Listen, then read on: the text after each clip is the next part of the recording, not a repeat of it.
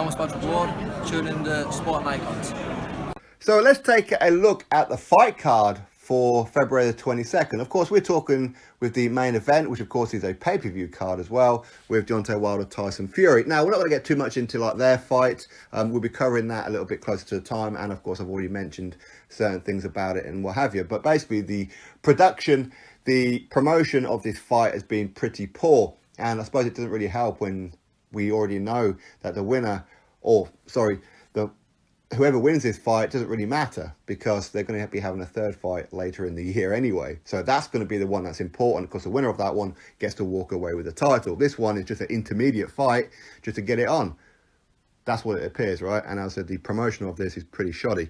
Now, the undercard. Now, I did a video, or I recorded a video about 2 days ago, where there was literally no fights on this undercard had been officially announced. So I looked on BoxRec, I was like, hang on a minute, it's just a main event, there's nothing else on here. What the hell's going on? So I did a video on it, and as I was editing, I then went to take a screenshot of BoxRec just to show you that I wasn't lying, and they actually had added 2 fights within that period. So obviously I didn't get to upload that video. Now, the undercard in itself, we know, and it's not official yet, that it's going to be Charles Martin versus Gerald Washington. Not a fight that's really going to get people's taste buds rolling, but it's pretty much a end-of-the-road fight for whoever loses this fight, you would imagine.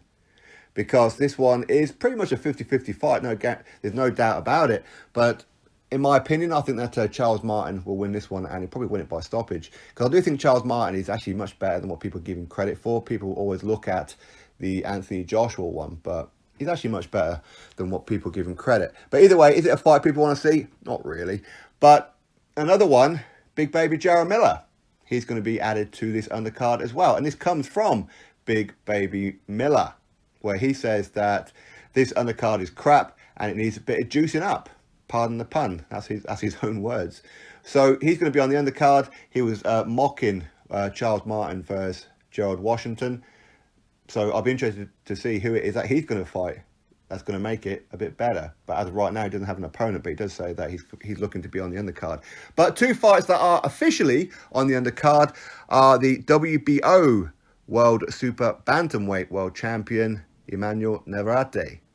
30 wins with only 1 defeat. Now, he's going to be defending that title against Gio Santimasa. Now, I don't really know who that guy is, but what I do know is that he ranked number 5 in the WBO. Now, Navarrete, he said that he wants to take on the best. He doesn't want to be fighting any of like these lower guys. He wants to show that he is the best in the division, all that kind of stuff. So I mentioned to him about Thomas Patrick Ward. He came back to me and went, yeah, definitely, let's do it. And yeah, this will be his 2nd fight since I last dropped him that message. That doesn't feature Thomas Patrick Ward, who is the number 1 in the WBO. So does he really want Thomas Patrick Ward, or does he not?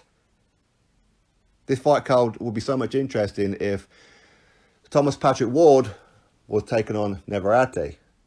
But it's not, it's this other guy. But again, this other guy, this Santimasa, has got 19 wins and 2 defeats.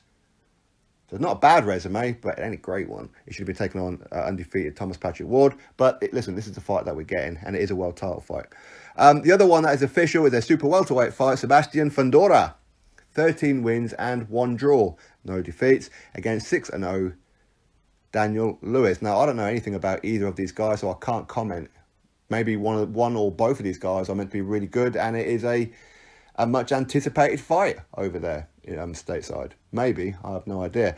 But so I can't comment. Now, just looking at the card as it is right now, it's pretty poor. Very, very poor, considering that it's pay-per-view. Now, we here in the UK, if something's pay-per-view, we don't just look at the main event, we look at the entire card. Because we like to watch the entire card. Maybe in America, you guys don't. It does appear that the promoters over there in America just concentrate on the main event, and the rest of the card is just filler. And it does appear that this card is also just filler. But when it's pay-per-view, you would probably expect a bit more, which is probably why people aren't really talking about this event. Not really, not as much as what they should be. But anyway, this is one of the reasons why, because it's a pretty poor undercard, and they're leaving it pretty late as well. And for a pay-per-view fight card, you need something that's really going to make you go, yeah, this is worth it. So far, not so much. But listen, we've still got 3 weeks left to go. 3 weeks to the day, actually, until fight night. So maybe they'll add in a couple of gems. Maybe, but don't hold your breath on it. Anyway, drop your thoughts below about it. Click thumbs up, subscribe. Catch you all on the next video.